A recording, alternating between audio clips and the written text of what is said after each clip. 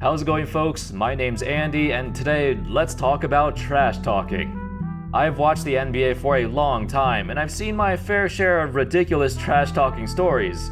Some were crazy, some were kind of insensitive, and others were kind of uncalled for. These are, in my opinion, the 7 most brutal trash talking stories in NBA history. Anyway, without further ado, let's get started.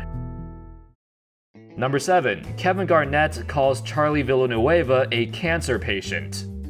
KG was always known to be a notorious trash talker, and some of the stuff he said was way out of line. This happened to be one of them. For those who don't know who Charlie Villanueva is, he was known to be a great guy and a solid player. However, he suffers from alopecia areata, a disease that causes hair loss. Villanueva spends his free time visiting children who also suffer from this disease and became a spokesperson for kids who have low self-esteem because of it. In late 2010, the Celtics and Pistons would play a regular season game, and afterwards, Charlie tweeted that Kevin Garnett said some very unpleasant things to him, one of which was calling him a cancer patient. It became a huge story at the time because everyone knows KG trash talks all the time, and the players even voted him as the NBA's top trash talker in the previous year, as he won with 62% of the vote. But even for him, this was a new low and definitely crossed the line. In fact, after Villanueva accused him of saying that, Garnett fired back and said the allegations were not true. In a statement to the NBA, Garnett wrote that what he really said was, "You are cancerous to your team and our league," which honestly sounds worse than calling him a cancer patient. Charlie's teammates loved him and they had his back, so I don't know where that came from. Also, there was another rumor that floated around for years, starting back in 2013. Apparently, it was reported that Garnett told Melo that his wife tasted like Honey Nut Cheerios. It was a massive deal and all over the media, not only because it was pretty hilarious, but also because Melo's wife, Lala, was estranged at the time, so Melo took it very personally. However, years later, this whole story was debunked. Paul Pierce revealed that Garnett never said anything like that, and also Lala herself said in her book that, quote, "Kevin Garnett, in fact, had never said that I tasted like Honey Nut Cheerios." I try to figure out how this big lie was turned into a media firestorm. I still can't answer that one. Melo and Kevin are cool today. Number 6. Reggie Miller trash talks to Spike Lee. There was no specific line that Reggie said to Spike. It was just general trash talking that continued to ramp up and eventually turned into a heated rivalry. According to an article from 1995, Spike wondered, "When will Miller shut that foul mouth of his? And when will the slur-slinging pacer aim his diatribes at someone else? He looked like he was trying to charge me. He had to be restrained. My wife said he was a maniac. He lost his mind." We've seen this before. It was the same thing in Game 5 last year, when he made those obscene gestures with my wife sitting next to me. By the way, this was around the time Reggie was killing the Knicks, with his 8 points in 9 seconds and the famous photo of him giving the choke sign to Spike Lee. Spike didn't say much back to Reggie, but Reggie kept piling on insults after insults until it got out of control. According to Spike, the reason for Miller's outbursts was because, quote, "he plays in a very small market, Indiana. For a long time, he hasn't got that much publicity. The series with the Knicks enabled him to show what he could do in front of a national audience." Basically, Reggie was super pumped up to show off his talent to the world. Over the years though, after Reggie retired, they developed a better relationship and actually became friends. Number 5. Michael Jordan says to Muggsy Bogues, "Shoot it, you f***ing midget." Now, the popular opinion is that people think Muggsy's career was never the same after MJ called him a midget. That's kinda true, but that's not really why his career fell off, and I'll explain why. So, this happened during the 1995 playoffs near the end of Game 5. Jordan backed off of Muggsy and told the midget to shoot the ball. And if you look at Muggsy's stats in the seasons after that moment, it looked like he dropped off significantly. Even Muggsy himself said that moment had a psychological effect on him that lingered for years. But what really ended Muggsy's career was a knee injury in the following season. That injury limited him to only 6 games for the entire 95-96 season, and afterwards, he never successfully recovered. He was slower, he was less athletic, and he could barely play anymore. Of course, being 5'3" made it even worse because there's literally nothing he could do without his quickness.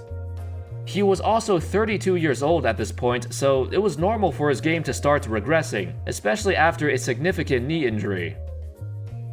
Number 4, Barack Obama destroys Rondo's confidence. Back in 2011, Shaq was on the Boston Celtics, the last season he ever played in the NBA. During the season, the Celtics attended a fundraiser at the Museum of Fine Arts, and that's when Barack Obama showed up. He talked a little bit with the Celtics and the organization, and then he left. But there was something he said that really irked Rondo. Shaq said that everyone was a little bit in awe. The president turns to Ray, points at Rondo, and says, "Hey Ray, why don't you teach this kid how to shoot?" Everyone starts laughing. KG told me he saw the look on Rondo's face and the kid was devastated, embarrassed, dissed by the president, even though I'm sure Obama didn't mean any harm. Rondo smiled and went along with all of it, but KG told me he could see it in his eyes. It bothered Rondo, it killed him. Shaq also said that after this event, Rondo shot the ball horribly. So I decided to go back and check the stats. The Celtics met Obama at the Museum of Fine Arts on March 8, 2011. Then for the next 2 weeks, from March 9th until March 23rd, Rondo averaged fewer than 7 points a game and shot 31% from the field. And during these 2 weeks, he did not hit a single three-pointer. I guess it's safe to say that the comments by Obama really went into Rondo's head, and it was true he struggled after he said that. Fortunately, Rondo bounced back quite nicely, and his jump shot improved drastically a year later. Number 3, Gary Payton trash talks your family. Payton was one of the greatest point guards of all time, but also one of the most brutal, relentless trash talkers ever. Because if he knew something about your family, he would use that as a weakness and go at it. According to Payton himself, he said, "My whole strategy to a guy was, if I do what was really personal in his life, it wasn't really a good thing, but I'm telling you guys now that was me, that was just the way it was. You can hate me on the basketball court, but I would say sorry to you afterwards. If I knew something about a person's mother, his sister, if he had just got a drunk driving charge, I would go at that situation. It might be cruel to some people, but I would go at it." The worst situation happened in the 1994 playoffs. Payton got into a heated argument with his teammate Ricky Pierce. Coach George Karl witnessed what was going on in the locker room, and both Payton and Pierce threatened to sort it out with guns.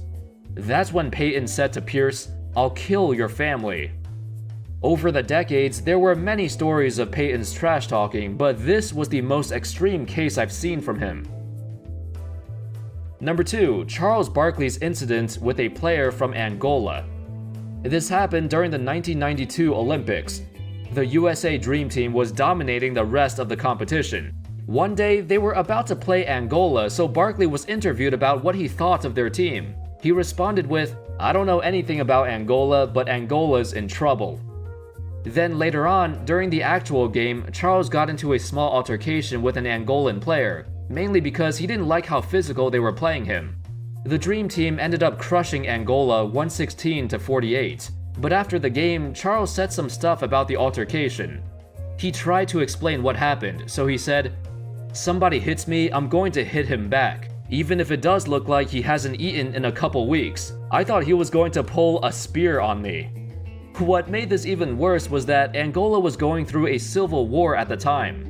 By the early 1990s, peace agreements in Angola were starting, but many civilians were still suffering, with families having very little food to eat. Now, I doubt Charles was aware of what was going on there though. Still, it was a pretty harsh comment towards a team and a country that was going through a rough time. And at number 1, Larry Bird mocking Craig Hodges. We've all heard of this famous Larry Bird quote. Larry walks into the three-point contest locker room and tells everyone, "So, who's coming in second place?" For those who don't know, Bird won the first 3 NBA three-point contests from 1986 to 1988. At this time, he was considered the best three-point shooter in the league, but after a while, Bird stopped entering the contest. Then in 1990, Craig Hodges would finally win the three-point contest. So here's the situation. In 1990, Bird was supposed to participate, as he was on the original list, but he ended up sitting out due to injury.